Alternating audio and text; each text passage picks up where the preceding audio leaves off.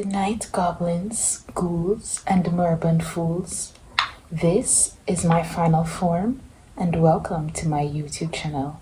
Tonight, I'll be sharing with you my collection of smell goods, otherwise known as my perfume collection. I like to call my collection of perfumes my weird girl scents. So I'm going to group these into collections of fragrance houses. We're starting with Margiela. And this one is When the Rain Stops. I think I love this one so much. The fragrance description says fresh rain and sun rays. And I really do think that this one evokes a sense of, it's not even petrichor. It doesn't really have a petrichor note to me. It's more so the freshness of the leaves on the trees when it's just rained. Even though it's called When the Rain Stops, this to me smells like when the rain is just beginning. It's really airy and open, super inviting, very aquatic and fresh. This one is perfect for a rainy day when you don't want to have a heavy cloying scent, or for spring or early summer. This one is great for that. Next, from Maison Margiela, I have Jazz Club, and these are both 3-ounce sizes. This one, whew, she's boozy and smoky and sexy, a little bit of whiskey, like it has that note of whiskey or cognac, and a slight note of cigar smoke. The fragrance description is heady cocktails and cigars, so right on the money with that one. It really does smell like the back of a New Orleans speakeasy. I say this as if I've ever been to a New Orleans speakeasy, but this is what I imagine it would smell like after everyone's been dancing around and there's a slight acrid smell of sweat mixed with the cognac or the whiskey, and there's a really fat guy in the corner like chain smoking Cuban cigars. That's what this smells like to me. Next, from Maison Margiela, I have I think this is the 9-ounce or the 10-ounce. I have a 10-ounce of Jazz Club. Can you tell I'm a Jazz Club enjoyer? You can see better like that. I have a 10-ounce of Jazz Club. I have Coffee Break. And I also have, and you can tell I really love this one, By the Fireplace. When I tell you, as soon as I possibly can, I need to get my hands on a full size of By the Fireplace. I think I know people talk about it a lot, but I mean, this, if you think Jazz Club is smoky, this is a burning forest. This smells like roasted pine and cedar, and also Christmas. I feel like it has notes of, there's some clove in there. I'm not certain if clove is an actual note in this. It might be, but I can't remember for certain. But I definitely get a clove note in here. Very resinous and piney. I feel like this leans a bit more masculine, but as a woman who loves to wear cologne, this speaks to me like no other. Next, I have Coffee Break. Well, I showed you this already, but it really, to me, doesn't smell like coffee at all. I actually have another fragrance sample that I got from a smaller indie house called Posy. Their scent, The Dead Rise, which I'll show you later on in the video, is such a photorealistic coffee note. It's insane. This smells like the essence of coffee. This smells like what a coffee shop would smell like just as it's opening. So like the remnants of the coffee that was brewed from the day before, plus I want to say some kind of cleaning products. It sounds weird when you describe it like that, but really it works well together. It meshes well. And this one I only am able to get a sample of. I'm still on the hunt for a full size because Margiela did discontinue this scent, and I have been searching high and low for the full size. I managed to get my hands on a sample of Matcha Meditation. So this scent, and I already have the sample opened here. It smells, wow, this one, it does have a grape note. Like when I first smelled it, I didn't expect it to smell that fruity.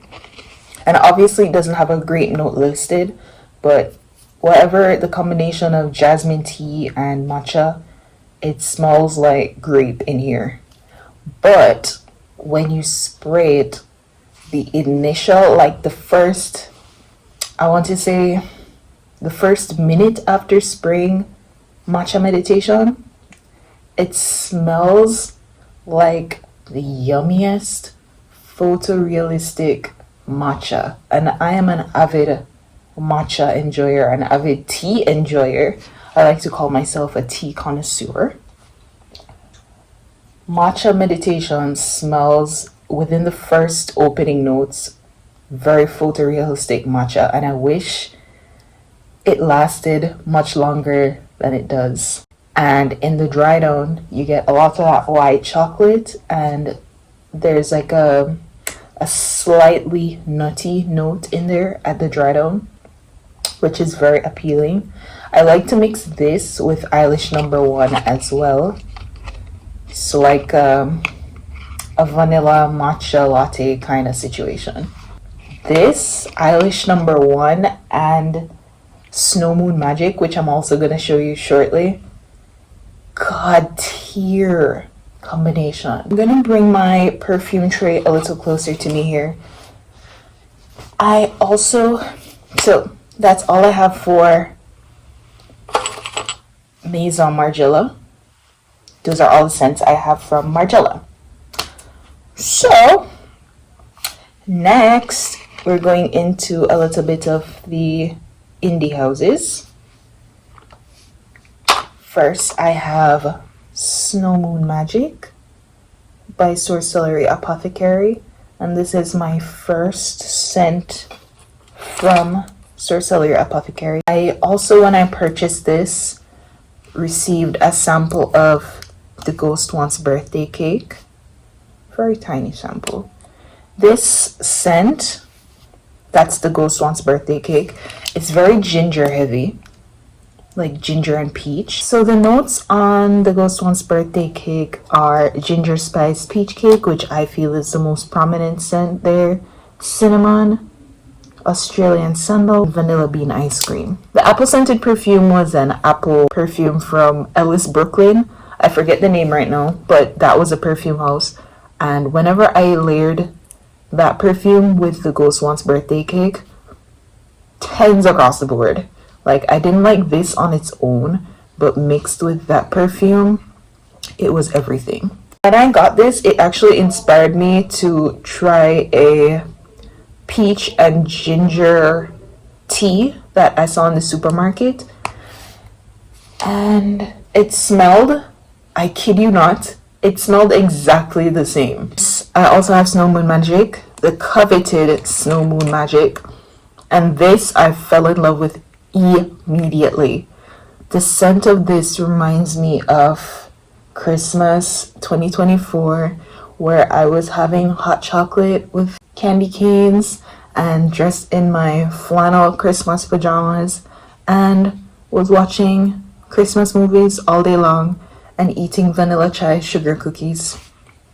That's what this evokes for me. The notes aren't listed on the bottle, but I do believe it has like lavender sugar and tonka, so you know, all those really good things. It's like sugar, spice, and everything nice. In the realm of vanillas, I had gotten a sample of Giardini di Toscana's Bianco Latte, and it's finished now. I've had this for 2 years.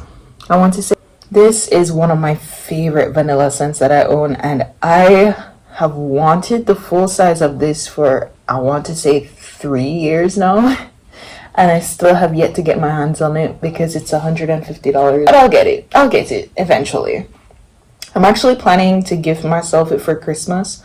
So we'll see if I get the full size or if I cop out and get another sample or something. But Bianco Latte, we all know and love her. She smells like marshmallow, vanilla milk, tonka, all things vanilla. She's just perfect in every single way. Next indie perfume house is Posy, and I have about, I want to say, 5 samples from them, but I have no idea where the other 3 are. Right here I have Green Girl, hope you can see the label there, and I have my favorite, the Dead Rise. I also got a sample of Madar. That one smells like rice pudding. It's a very photorealistic rice scent with hints of cardamom and cinnamon, which is in the perfume. The Dead Rise, I love the name. The Dead Rise, so spooky and mysterious, is the photorealistic coffee scent. And when I just purchased this, I combined it with Snow Moon Magic as well. And when I tell you, it was the most photorealistic iced latte scent I've ever experienced in a perfume, just short of dousing myself in a vanilla latte. Yeah, it's crazy. Posy's The Dead Rise. If you love coffee, you need this. And I need them quickly to make a 1 ounce or 3 ounce of this because I need this. I need this bad. I like coffee very much. I prefer tea, but I do enjoy a really good coffee from time to time. And this is just super indulgent. Next I have Green Girl. This is Posy's matcha scent. Not as prominent as the matcha meditation from Maison Margiela, but still very good. This one is like matcha and milk already on its own that hasn't probably been steeped for very long. And also a few fresh notes are in this, like maybe a little hint of mint or sage, something bright and airy in this that's not in the matcha meditation. The next scent I have is Carmilla, and this is by Immortal Perfumes. She's inspired by the vampire Carmilla.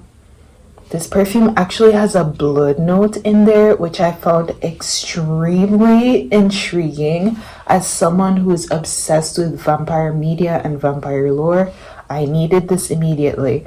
And I still actually want to get their largest size of this, because this is just a tiny rollerball sample.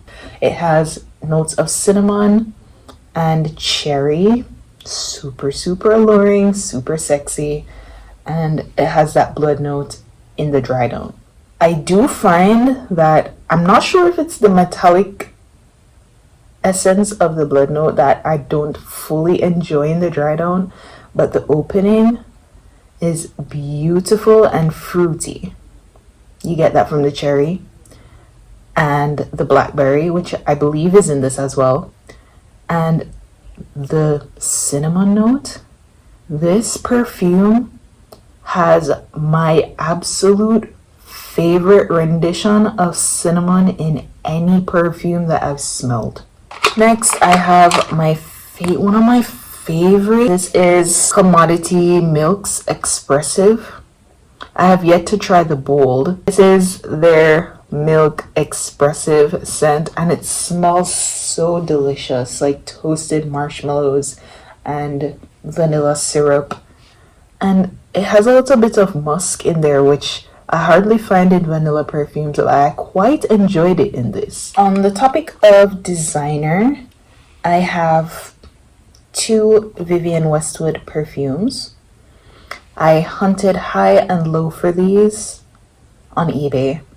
eBay, I also love you. I basically shop on eBay 90% of the time. Yeah. I have Liberty and I have Boudoir. And I know that they've come out with a 2025 version of Boudoir, and I am definitely planning to get my hands on it when it comes to the States. But I have these two, and they're very different in terms of their scent families. So Boudoir, at least to me, is a little bit more mysterious and alluring. It kind of does have a scent that smells like baby powder, and I'm not certain if it's because this has aged, because this is the original splash bottle size. This is the one from, I believe, 1999. I could be wrong, but this is pretty vintage. Libertine, on the other hand, I wear, the last time I wore this, I described it to a friend at the time that it makes me smell like the most magical plant witch who ever did live. It smells very herbaceous and oaky and mossy. This is a super mossy scent. If you want to smell like you've lived in a forest for eons and eons, you need Libertine. Now we are getting into the wheelhouse of Miss Eilish. So we have Eilish number 1 here. This is the 1 ounce, but I noticed the atomizer wasn't very effective after a while, so I did take it out, and now I just use it as a splash bottle. She's my favorite Eilish of this trio. I didn't think I would like her as much as I did, but I got this first for my birthday, and then a few months later I got the big one. So suffice it to say, I love Eilish number 1, and I do find that even though I don't love Eilish number 2 or 3 as much as I love number 1, whenever I do pair number 1 with number 2 or number 3, it takes on a completely different scent that makes it much more appealing to me. Eilish number 1. She has vanilla notes. She has a red berry note on the opening, and tonka in the dry down, I believe. You guys are also familiar with Eilish number 2 that I showed you in my Silver Things video. She's gunmetal, of course, which we mentioned before. She smells like incense, like Palo Santo, and to me it smells like incense that's been left to burn in an, I want to say abandoned, but maybe more dilapidated church, a Catholic church to be exact, one that has old stone tiles and stained glass mosaic in the windows and wood benches for the congregation to sit on. As the incense has been left burning overnight, and you're the first person in the church to come in the next morning before anyone else has come in, and the scent of the early morning dew and the remnants of the smoke are in the church. That's what this smells like. It also does smell like pickle juice, I'm not gonna lie. It does take a while to get that more complex note after wearing it a few times, but she's great. And the last I have the very coveted Eilish number 3. Everybody wants her. She's perfect. I love her. She smells fantastic. This is Christmas in a bottle. Did you hear my voice just go up 5 octaves? Yes, that's how excited I am to talk about this scent. I've wanted this for about 2 years, and at one point when it went out of stock, because this scent is limited edition, although they did bring back the minis for this year, and I am definitely buying that. I plan to get the mini trio and also a full size of Your Turn. So whenever I get that, I will do an unboxing. But I wasn't able to get my hands on this at the first launch and for a year afterwards. But eBay came in clutch, and the seller I purchased this from was so sweet.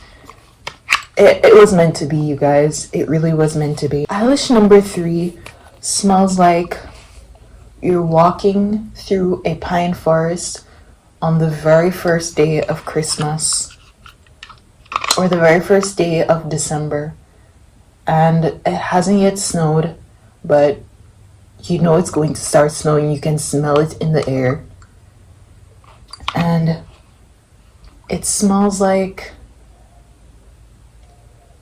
happiness. You know that happiness that you feel when you wake up on Christmas morning? That's what this smells like. Plus, you just stepped outside and your backyard is full of pine trees and the pine cones have just blossomed and you can smell the pine in the air in the early morning. That's what this smells like. Happiness and Christmas and pine trees. Can you tell how enthusiastic I am about my scents? I enjoyed filming this video so much, and whenever I update my perfume collection, I will be sure to share it with you all. That was the end of my small goods collection. I'll see you on the morrow.